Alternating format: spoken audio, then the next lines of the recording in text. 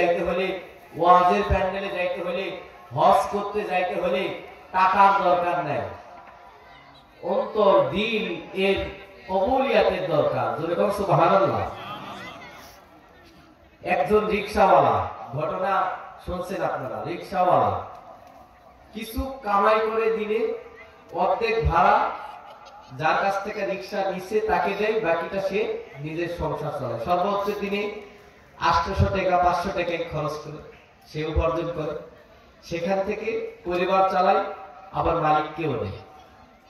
এখান থেকে আবার কিছু টাকা সেই রাসূল আকরাম সাল্লাল্লাহু আলাইহি সাল্লাম এর রওজাতুল আতহার জিয়ারত করার জন্য কিছু টাকা তার ব্যাংকের মধ্যে রাখে, মহান স্রষ্টার ঘর জিয়ারতের জন্য সেই ব্যাংকের মধ্যে রাখে।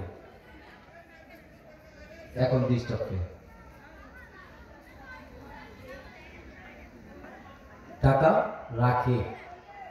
দেখেন এই রিকশাওয়ালা কোন এক সময় তার টাকা হয়ে গেছে, কি করলো, অর্জন করতেছে করতেছে অনেক অসুস্থ হয়ে গেছে।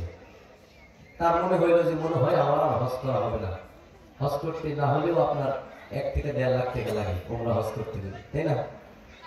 50,000 টাকা হয়েছে, কান্না করতেছে।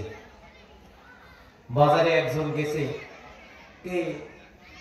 যে মালিকের রিক্সা নিছে সেই মালিক বলতেছে ওরে তো আর দেখি না, কই গেছে, সে তো অসুস্থ, বাসায় গেছে, কান্না করো কেন? অসুস্থ, ওই যে ফলমূল নিয়ে আসছি, ওষুধ নিয়ে আসছি, কান্না করো কেন?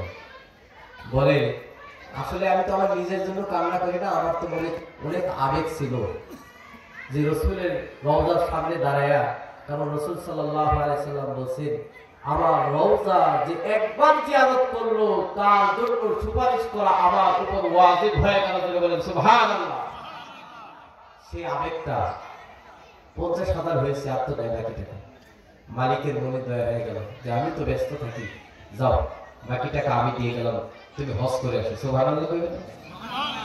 দিনের দরকার, এই জন্য শেখ সাদি রাহমাতুল্লাহি আলাইহি বলেন যে আল্লাহর কবুলিয়তের দরকার। মাহফিলে আসতে হইলে দেখেন 3 শ্রেণীর মানুষ আছে এখানে। কিছু মানুষ, সবাই কিন্তু মাহফিলের উদ্দেশ্য, তাই না? কেউ মাহফিলের উদ্দেশ্য করে ঘরে বসে আছে, কেউ মাহফিলের উদ্দেশ্য করে আশেপাশে ঘুরে বেড়াইতেছে, কেউ মাহফিলের উদ্দেশ্য করে মাহফিলে বসে আছে। এই 3 দলের মধ্যে সবচেয়ে ভাগ্যবান তারা যারা ভিতরে বসে আছে। সুবহানাল্লাহ বলেন। এই জন্যই শেখ সাদি রাহমাতুল্লাহি আলাইহি বলেন যে কবুলিয়াতের দরকার। টাকা আছে বিধায় আপনি হজ করতে পারবেন, টাকা আছে বিধায় আপনি মসজিদে দান করতে পারবেন, এটুকু টাকা আছে বিধায় কি একটু আর করবে, টাকা আছে বিধায় কি তুমি ভালো কাজ করতে পারবে? কোশ্চেন কালেও না, রিভাইভটা করা। এই জন্যই মাকবুলিয়াতের দরকার। কিসের দরকার? মাকবুলিয়াত।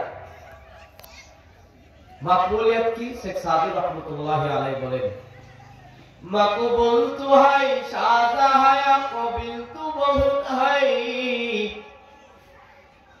মকবুল তু হাই সাজা হায়া কবিল তু বহুত হাই, আইনা কে বলিন্দে তু নেহি দিল তু বহুত হাই, আইনা কে বলিন্দে তু নেহি দিল তু বহুত হাই। জোরে বলেন সুবহানাল্লাহ। আর এই মাকবুলিয়াতের জন্য ভালো ভালো খাঁটি আমলের দরকার। খায়রুকুম মান তাআল্লামাল কুরআন ওয়া আল্লামা, কোরআনের শিক্ষা দরকার। অল্প আমল দরকার, যে আমল আপনার নাজাতের জন্য ওসিলা হবে।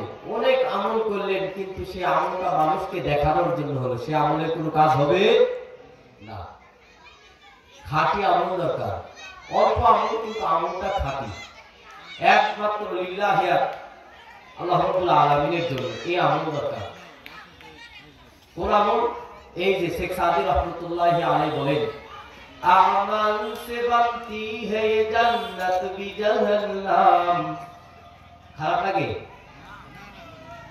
আমাল সে বানতি হে জান্নাত বি জাহান্নাম, এ খাকে ফিতরত মে না রে হাই না নোরি,